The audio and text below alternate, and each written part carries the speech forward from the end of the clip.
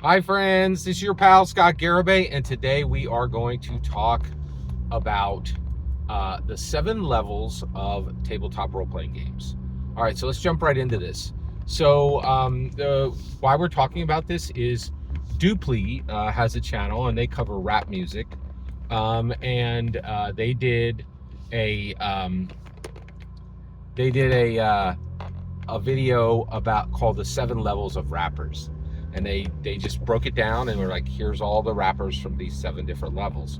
It was fantastic. It was very good. It broke down from the worst skilled rappers all the way to the very best skilled rappers, right? And so, but I didn't see that initially. What ended up happening is Daniel Green, a guy who covers fantasy writers, um, did a subject called he did the 7 levels of fantasy. It broke down, here's the worst fantasy writers all the way up to the very best fantasy writers. Fantastic video. I highly recommend both of those. You'll find them Dupli, the 7 levels of rappers, Daniel Green, the 7 levels of fantasy, right here, on the, and it was right here on YouTube. Both excellent content. Highly recommend watching. So what I'm going to do today is I was like, oh, I could do that for tabletop role-playing games. So we're going to do it.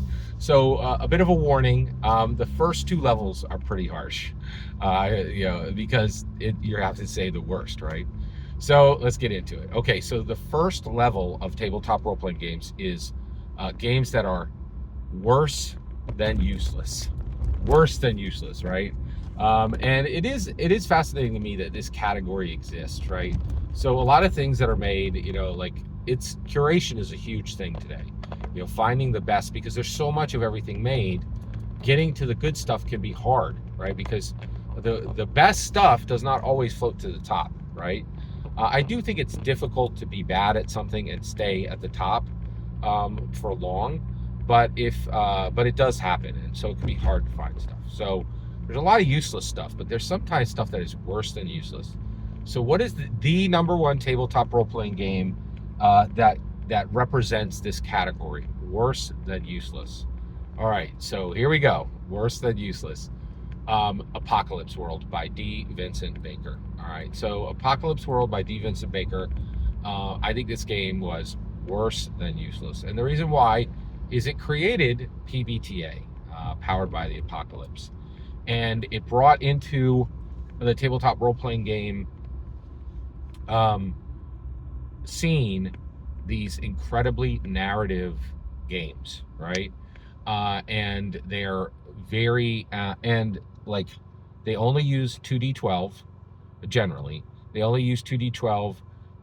7, and if you roll a 6 or below, you fail. If you roll a 7 or 10, you fail, but at a cost. And if you roll a 10 or a 12, 10 to a 12, you succeed, right? And I think it's a bad rules mechanic. And these games are famous for having a bunch of rules that don't matter, right? They have this. They're trying to set rules around narrative structure, which I believe is like the final frontier of tabletop role-playing games, and it does need to happen, but PBTA did it very, very poorly. Another reason why I say this is worse than useless is because I absolutely love Avatar: The Last Airbender. And they announced, hey, there's going to be an Avatar: Last Airbender tabletop role-playing game. And I just clapped my hands together and rubbed my hands together, and I was like, oh, I cannot wait. I will be there on day 1. And then like 2 weeks later, they were like, it's being created as a PBTA game.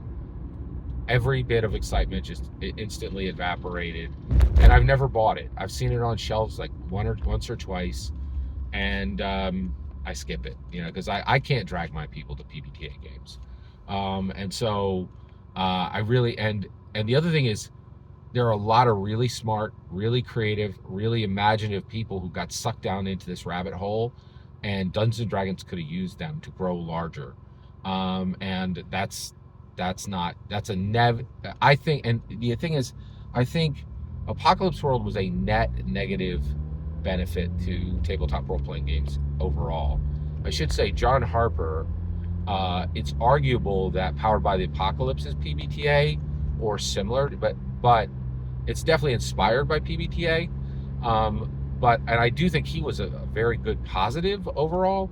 But I think if you look at the full sweep of Powered by the Apocalypse games, you arrive at this place where it is simply a net negative to the hobby overall. So that is level 1 of TTRPGs, worse than useless, and it is best represented by the game Apocalypse World by D. Vincent Baker. Every single word you just heard in this video is my humble opinion, nothing more, nothing less. The important part is when I get to hear your humble opinion, when you get in the comments and send your traffic. Please consider liking and subscribing, and have a fetch millennium.